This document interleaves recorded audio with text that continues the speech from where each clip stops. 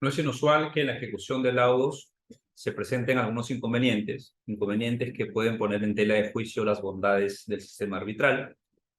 Recordemos, como primera idea fuerza, que quienes son parte de un conflicto buscan siempre una solución efectiva de la controversia, por eso recurren al arbitraje y muchas veces, por la misma razón, lo prefieren por sobre el proceso judicial. Como es evidente, una solución eficiente de la controversia pasa entonces por un laudo que resuelva en los hechos, en la realidad, el conflicto. Y aquí es donde nos acercamos a la noción de escrutinio. El escrutinio es un mecanismo que contribuye, como veremos seguidamente, con este objetivo. Ahora, ¿cómo se regula? Eso dependerá del reglamento arbitral aplicable a la controversia.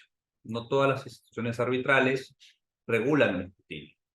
Dentro de aquellas que sí lo hacen, podemos mencionar, por ejemplo, a la Corte Internacional de Arbitraje de la Cámara de Comercio Internacional, el Centro de Arbitraje Internacional de Singapur, CIA por sus siglas en inglés, y en el Perú, a la Cámara de Comercio Americana, AmCham.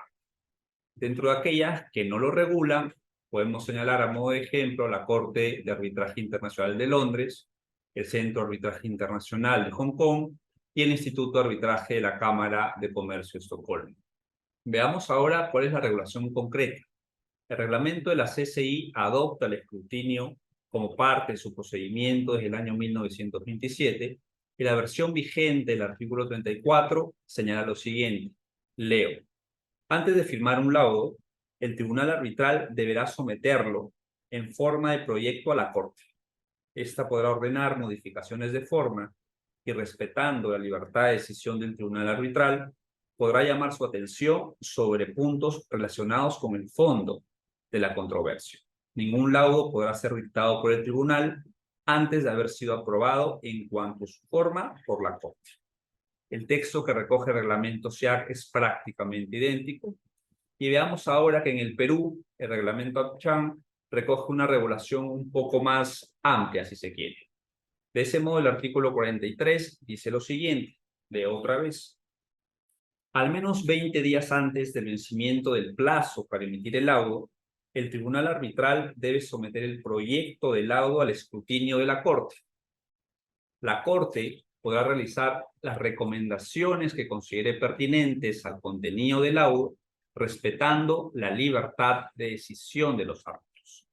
Ningún laudo podrá ser válidamente emitido por el tribunal antes de haber sido aprobado por la Corte. Nótese entonces que el escrutinio es un procedimiento, un mecanismo tan importante que no admite pacto en contrario.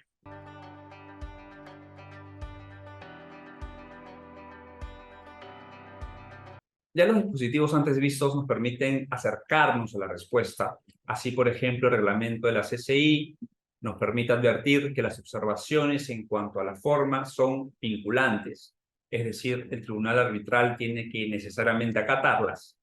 Dicho esto, ¿qué es lo que debe entenderse por forma?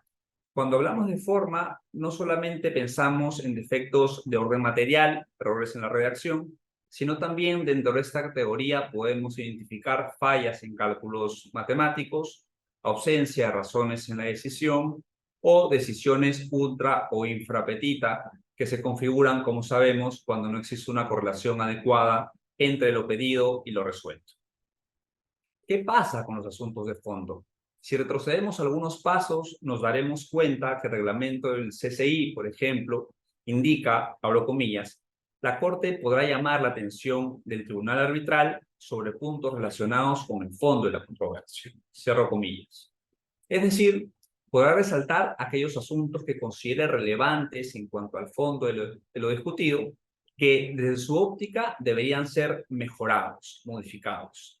Sin embargo, a diferencia de las observaciones formales, las consideraciones de fondo no son vinculantes.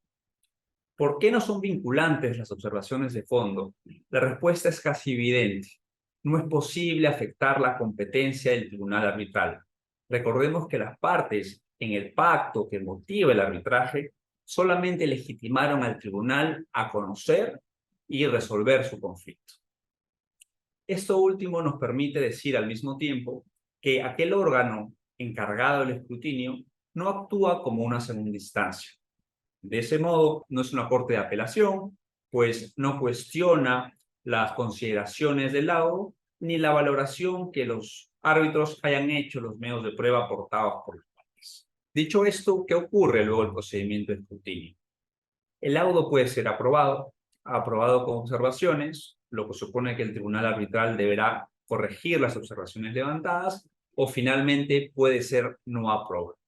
De acuerdo a las estadísticas del CSI, son muy pocos los laudos que son aprobados sin observaciones, y esto, de acuerdo a la propia institución, garantiza la calidad de las decisiones emitidas por los tribunales.